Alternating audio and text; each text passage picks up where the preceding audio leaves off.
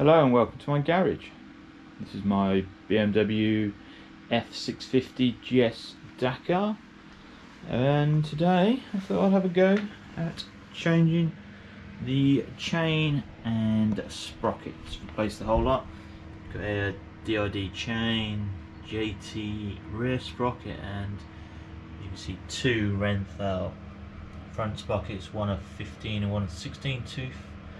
Put the 15 tooth on for the time being, and the 16 I can change later. The bike's fairly new to me, yeah. As far as I can tell, the chain was changed about 16,000 miles ago, according to receipts. It's a bit sloppy playing it. It's not horrendous, well maybe it is.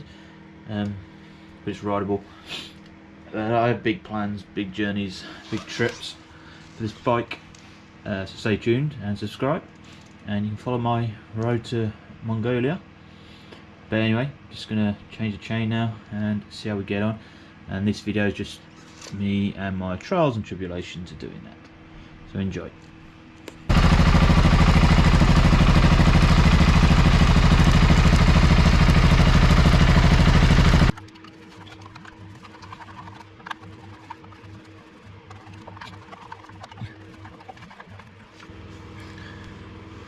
You can see there's a hell of a lot of dirt build up in here.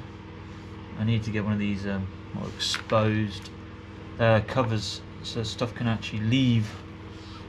And look at this sprocket in front here. It appears that there's quite a bit tooth wear. Once I get the other one off, be able to compare the two. Okay, so with the cover removed, leave the chain on. So I can put some pressure on the rear brake and have the bike in gear as well. And that hopefully should be able to give me enough torque to undo this nut. Let's drive around, foot and brake. Grab the nuts. So knowing I'm going to be doing this job, you need a special tool to brake, press and re-rivet the chains. So what I've got myself is a Motion Pro PBR chain tool. I'll put a link in the description below for where you can get this tool, and it comes in a nice little carry case. It's quite a heavy beast and expensive. It's cost me nearly 80 quid, no, over 80 quid with the postage. And I'm just going to read through the instructions and then use this to brake the tool.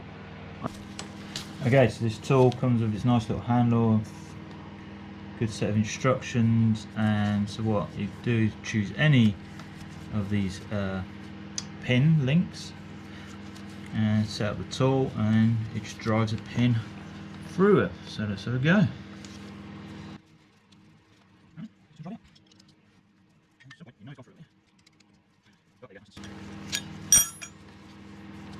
And we have a broken chain.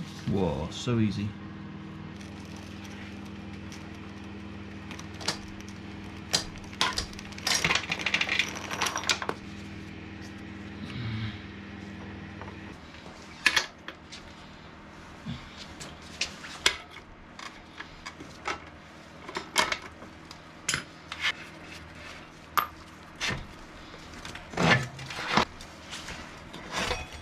Rear sprocket, which just come free from the wheel. As you get that, I'll get off this. I think if I try and do nuts with it in place.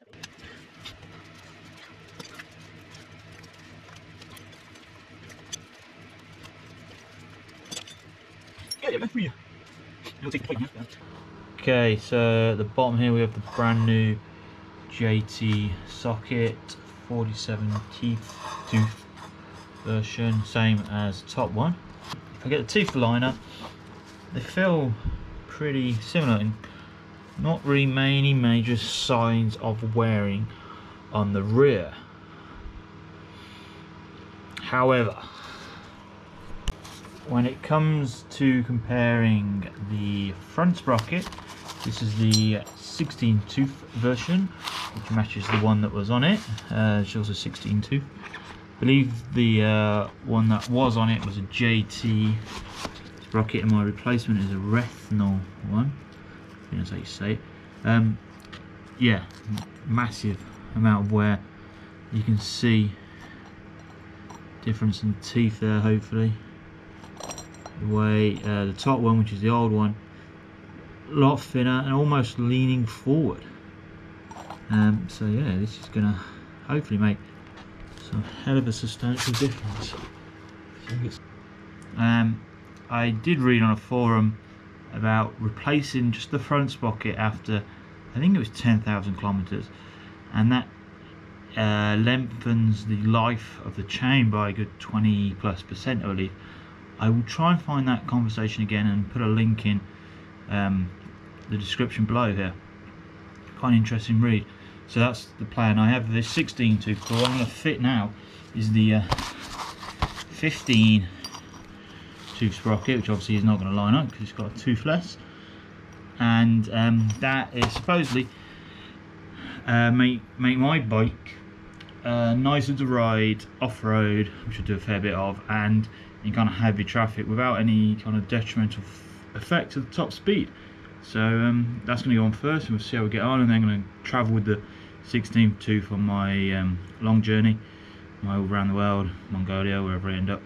And then when the front one wears out after, well, won't wear out after 10,000, but I'll replace it after 10,000, and then hopefully that will lengthen the chain life. So that's the plan of attack. So what I'm going to do first now is get in all these places, hard to reach ones, and clean them all up, get it all tidy, neat. Even this looks a right mess in here, just off-road mud everywhere. Okay, then we've got that nice and cleaned up. It's not going to win any concourse show, but it's clean enough. So as I said, I'm going to put on the 15 tooth Rethnal sprocket down the front. See how we get on with that.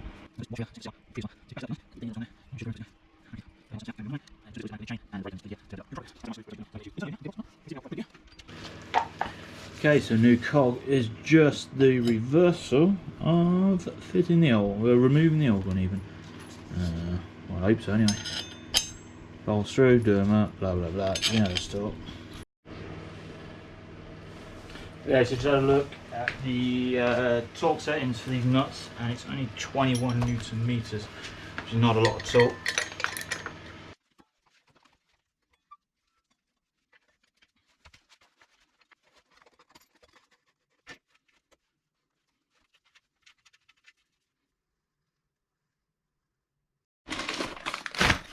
And here we got the DID, I guess that's to say, Pro Street 520 VXR chain. So the 520 is important, the VXR3. What we've got here is the master links. We've got the rivet type, which is what I'll be using. You've got the grease and the O-rings to install it with. You also have the clip type, which has never been recommended. So, gold and black chain, it's gonna look cool.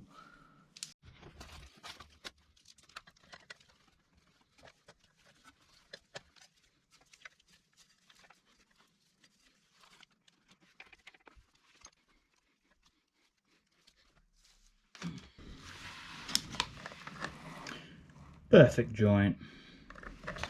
Okay, so we're all good to go. We have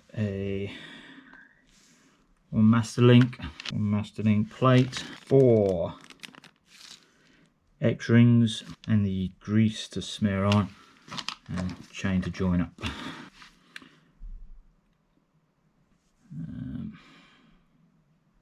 Some grease. And install that on there. Come on, long enough? Yes, just long enough.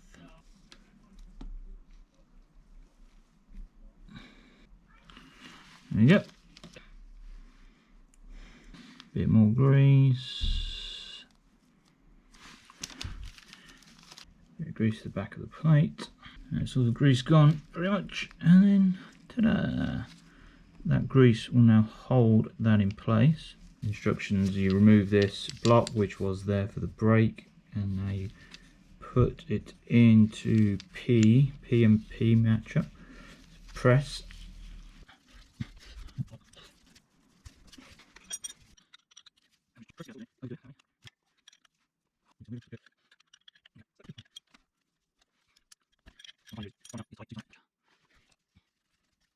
Okay, so now what we've got here, this is the master link. As you can see, the 2 pins on it slightly different to the surrounding ones, which have been riveted. Now with this tool in the rivet position, which is a case of turning this block again and adding this bit here by my thumb with the ball bearing, it's going to squash the two together and spread out these rivet pins to the rivet, the dimple on the rivet pin, and just crank it round. And I would say that's definitely not enough.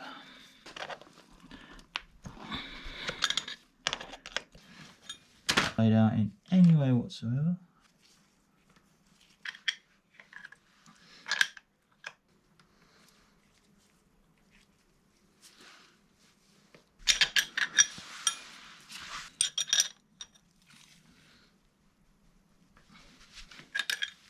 So now we've got the chain all in one piece, looking good and nice and gold there. It's pretty cool.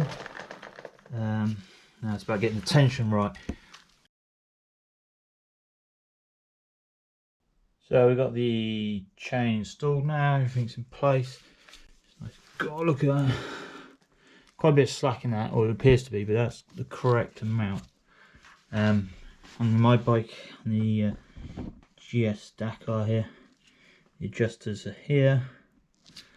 Tighten them up or slack them off. You got a little gauge marker there, but it's actually about how much play there is. And so 40 to 50 mil on this one, on its side stand. So here we are at 60 mil drop, and that will lift up to 20 mil, so 40 mil play. And that is what you want. No running of it yet. We've got to crank this round, torque it up to the correct 140 Newton meters. Foot on a brake as well, maybe. Torque. Okay, the other thing I'm going to do with this, a little marker torque seal with the cover, which see, this is where most of the crap builds up, catches, and I think just constantly rubs through on the chain. I want to buy one of the open ones, but you can't seem to get them in this country easily or for any sensible money. Some crap looking stuff on eBay, but don't think we'll go there. But what I'm going to do, I think I'll just cut out this area, and that will allow, hopefully, the mud to just fall out, and it's only going to fall down to here and off on its way. Might cut a section out here as well, allow it just to escape.